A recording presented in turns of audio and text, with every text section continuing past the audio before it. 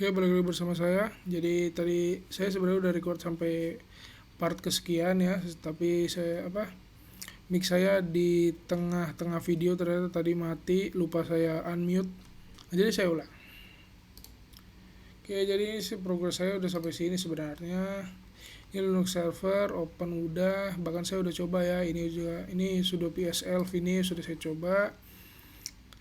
Dan ya ini kenapa PS-nya dijalankan sebagai root dengan menggunakan sudo karena beberapa proses tidak memiliki pengguna analis dan mungkin tidak ditampilkan jika PS dijalankan sebagai analis yang merupakan akun pengguna biasa.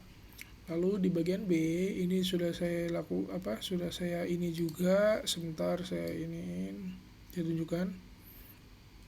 Jadi sebenarnya saya itu dari tadi itu sudah ini, tapi pertengahan tuh saya lupa unmute. Jadinya saya harus mengulang. Oke. Ini tadi ini oke. Kalian bisa lihat di sini. Oke, ini sudah sesuai dengan apa yang diperintahkan oleh ini ya. Tapi di sini tadi ada error gitu, ada error entah kenapa pula errornya. Terus tapi di sini ini harus the process hierarchy represented by PS, posisi yang telah direpresentasikan. Intinya gini. Hierarki itu ditunjukkan dari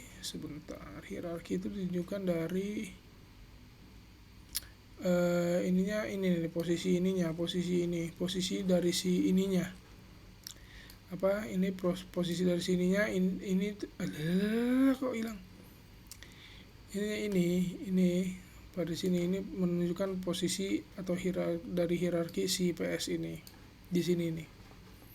Oke, karena ya begitulah intinya. Sabar saya ini dulu coba make kayak gini, bisa nggak ya deh kayaknya. Harusnya tadi itu bisa sebenarnya, coba harusnya nggak kayak gini loh. Ini aduh, ini hierarkinya nih, ini hierarki PS itu ditunjukkan dari ini nih. Nih, jadi yang lurus terus tiba-tiba ke kanan zigzag kayak gini, zigzag kayak huruf Z. Nah ini hierarki dari si PS. Terus lanjut lagi, as mentioned before, netstat and terminal window. Netstat juga saya udah iniin ini ya, netstat sudah saya iniin, connected dan sebagainya macamnya. Ini agak apa itu namanya, agak panjang.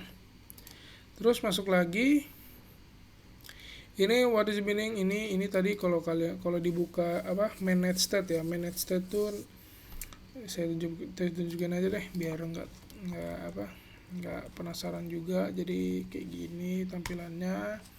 Jadi ini saya ambil dari mana? Saya ambil dari sini nih, misalkan T itu TCP, UUDP, N numerik di mana tuh numerik? Mana sih numerik? Wait. Numerik tuh ini di sini dan sebagainya macamnya. Di sini intinya saya ngeliat di sini. Oke. Quit. Terus ini harusnya nggak important sama sekali. Ini option ini nggak terlalu important lah. Nggak terlalu important. Yang paling ini TCP UDP doang yang kepake. Harusnya, karena in this case nih kalian lihat UDP or TCP in this case, oke. Terus ini based on netstat output shown in item, what is the layer 4 protocol connection status and PID. Ini sudah saya lakukan perintahnya, saya udah masukin perintahnya, dan ini yang dilihat di port 80. Kalian lihat ini port 80 di sini ya. Port 80 itu state atau statusnya itu listen dan dia itu TCP. Terus ini PID-nya yang ini 5115. Ini engine X ini merupakan suatu output. Oke. Lalu while port number are just conventional, can you guess what kind of service is running on port 80? Oke, jadi engine X ini output yang merupakan web server. Port 80 saya juga tadi port 80 itu merupakan HTTP. Jadi ya bisa dibilang ini merupakan suatu web server lah, menjalankan web server. Oke, terus lanjut lagi ke bawah, ini sudo psl grep 395. Ini dia dimodulkan 395 itu karena mereka memang ketemunya di port 80 itu 395, tapi di saya tuh 5115. Jadi saya menggunakan grep 5115 karena ya port 80 saya ya 51 PID-nya 5115, sementara di modul itu 395. Jadi jangan bingung, intinya ikutin yang sesuai dengan port kalian. Port 80 kalian tuh apa PID-nya. Jadi bisa berbeda-beda. Oke, di sini ini outputnya Nginx. Output Nginx. Terus what is this function? Sudah saya search di Google tadi. Ini Nginx itu web server open source, berfungsi sebagai reverse proxy dan load balancer dan juga HTTP cache. Oke, intinya seperti itu. Lalu the second line shows that process 39 is owned by a username HTTP and has process number as is parent process. What does that mean? Is this common behavior? Tidak. Oke, dan 39 merupakan HTTP username, atau kalau di sini istilahnya istilahnya PID ditambah 1. Misalkan seperti saya 5115. Nah, berarti HTTP-nya 5116 gitu. Terus why is the last showing grep 395? Oke, kenapa dia munculnya pada akhir grep itu ini ya. Kalau saya kan 5115 ya. Itu kenapa? Karena digunakan untuk filter si output dari PS-nya itu sendiri. Nah, ini tadi tuh saya sebenarnya udah sampai ke part 2. Jadi kita langsung ke telnetnya. Sabar, ini biar lebih enak dilihat. Tapi ini ketutup jadinya. Gimana ya? Sabar, saya lagi memikirkan ini. Coba ya. Udahlah, lakukan dulu. Aduh, saya lupa. Telnet. Ini aman kan? Oh ya. Nanti nggak ke unmute lagi, pusing pula pala. 80 nih emang di spasi dah. Oke, benar. Press few letter on keyboard. Any keyboard word. After few keys are press enter. Below is okay. Including the telnet connection establishment and the random keys press. This case. Terus nggak, ini tinggal di ini aja. Tinggal di enter. Jadi kita klik ini enter gitu. Oke, benar. Ya, sampai foreign host apakah ada? Oke, benar. Thanks to the telnet protocol, a clear TCP. Okay. Why was error sent as a web page? Why was the error sent as a web page? Kenapa dia sebagai web page? Karena ini HTTP harusnya. Atau karena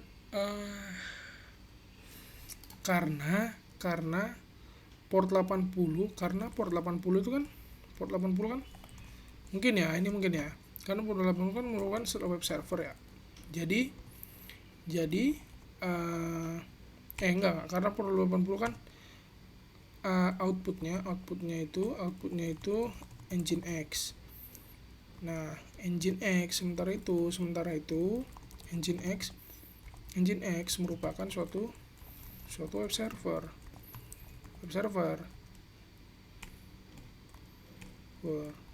Jadi mungkin karena dia web server jadinya jadi yang muncul yang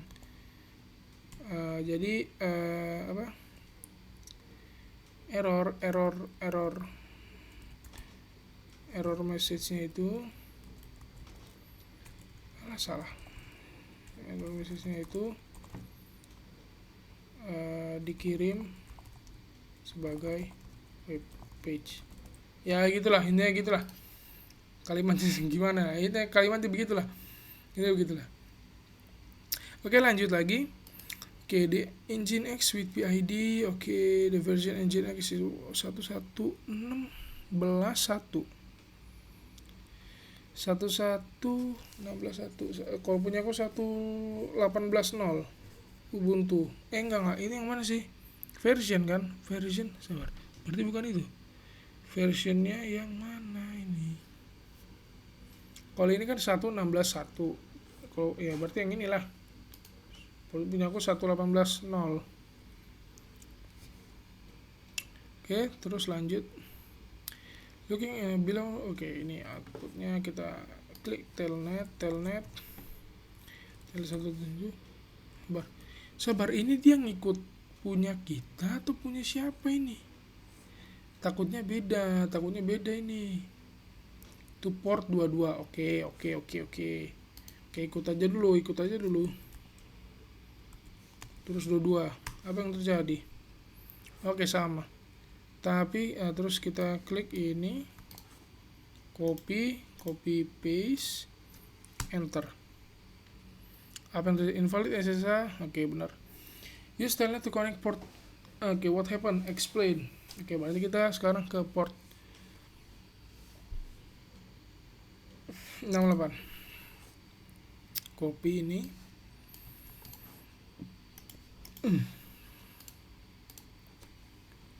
Tuan. 68 kan berarti kan dimintanya 68. What happened? Sabar, belum. Trying telnet unable to connect to remote host. Connection refuse. Kenapa dia refuse? Nah itu saya nggak tahu kenapa dia refuse. Oke, bentar. Kenapa dia refuse? Atau mungkin coba kita lihat dulu 68 nih apa? Sabar. Kita lihat dulu 68 ini apa? Aduh, dia nggak ada di sini ya. Bareng lihatnya di mana ya? Aduh, kan di sini. Aduh, coba deh saya cari tahu deh, sebentar. Oke, lanjut untuk menjawab pertanyaan-pertanyaan yang ini. Oke, sebentar. Sini saya udah jawab tadi ya, bentar saya inin dulu. Bentar. Oke, lanjut. Oke, sebentar saya inin. Oke. Ini sudah dijawab ya. Tadi kenapa dia connectionnya reviews? Di sini kalian bisa lihat connection reviews. Itu karena port 68 merupakan UDP. Kalau misalkan kalian lihat di sini, ini port 68 ya. 68 dia ada UDP, jadi dia tidak bisa terkoneksi dengan telnet. Yang bisa terkoneksi dengan telnet adalah UTP, TP. Dan terus pertanyaan refleksi di sini, advantage-nya apa, yang dimana NetSet ini memberikan gambaran cepat tentang semua koneksi yang ada dalam komputer. Terus apakah telnet ini aman? Ya intinya telnet ini cukup aman lah untuk digunakan untuk mengumpulkan informasi tentang layanan jaringan suatu jaringan tertentu. Oke, sekian untuk review atau praktik yang ada pada lab ini, Linux server ini. Sebelumnya memang ini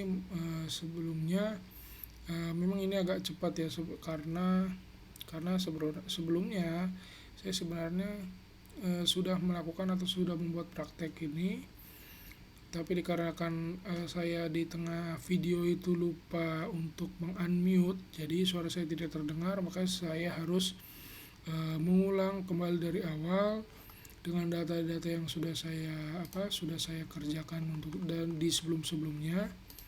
Jadi ya mungkin video ini cukup terbilang cepat lah. Oke, baik, sekian praktik dari saya untuk lab ini, dan selamat bertemu di lab selanjutnya. Terima kasih.